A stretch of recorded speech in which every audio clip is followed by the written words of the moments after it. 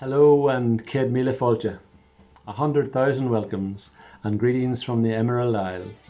My name is Don Howe and I reside in the historic castle town of Carrickfergus in the county of Antrim.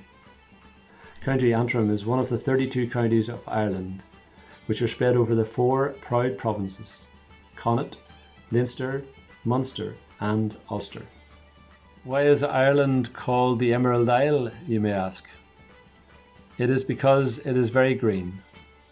The landscapes have 40 shades of green. It's warm and wet in summer, and cold and wet in winter. Ireland is the third largest island in Europe. It is 84,421 square kilometres, or 32,595 square miles. Carrickfergus Castle was built by John de Courcy, a Norman conqueror back in the 12th century. Ireland has 30,000 castles and castle ruins. Glarney Castle is another famous one, and because of a legend, built into the battlements of Glarney Castle is the Glarney Stone. And once you kiss it, you will be given the gift of the gab, meaning it endows the kisser with great eloquence or skill of flattery. Ireland's patron saint is St. Patrick, whose date of death was on the 17th of March and is celebrated each year. He was born 120 years earlier in 386 AD in Britain, a part of the Roman Empire at the time. He is buried in Downpatrick Cathedral graveyard in County Down. Ireland in the 19th century adage is described as the land of saints and scholars. Numerous saints left these shores mainly in the 4th to 10th centuries. Ireland still does it today, sending many Christian missionaries emigrating across the world. Emigration of Irish folk has been a feature of Irish history more than almost any other country in the world. It is estimated that nearly 80 million people around the world have Irish forebears.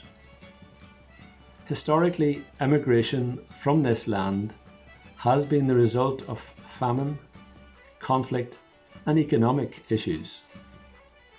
The United States of America has the largest Irish diaspora, with 40 million claiming Irish ancestry. Before the Great Famine of Ireland, 1845 to 1849, there was a population of just over 8 million. Population fell by 20 to 25% due to mortality and immigration. 1 million people died during the famine. And today, in 2020, the population stands at 6.8 million. Many famous people and infamous people claim Irish heritage who resided in the USA. On the famous side, Andrew Jackson, the 7th president of your wonderful country. Andrew's parents lived in the cottage with the thatched roof and is in the townland of Bonnie before Carrickfergus. Ulysses S. Grant, the 18th president's ancestors, came from County Tyrone. John F. Kennedy, the 35th president's parents, came from County Wicklow. A notable infamous person was Billy the Kid, otherwise known as William Henry McCarthy, the son of Irish immigrants. They came from County Antrim. Billy's mother, Catherine McCarthy, was born in 1829 and, during the start of the potato famine, emigrated to New York in 1845.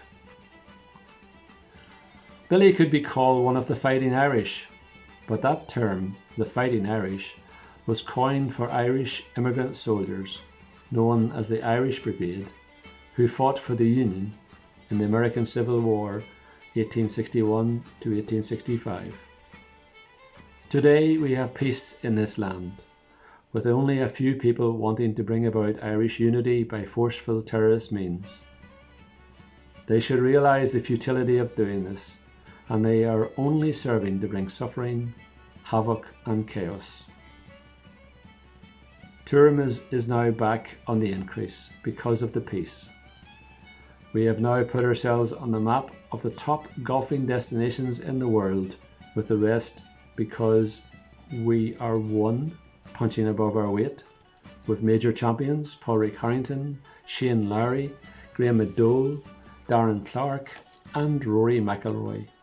And two, because Ireland has some famous links and parkland courses to offer the discerning golfer of all handicaps. As a Christian, may I pray for God's richest blessing on you.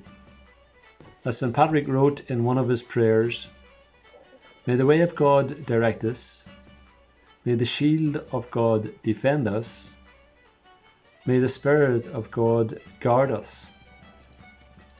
And as your national anthem says in its closing words, then conquer we must, when our cause it is just.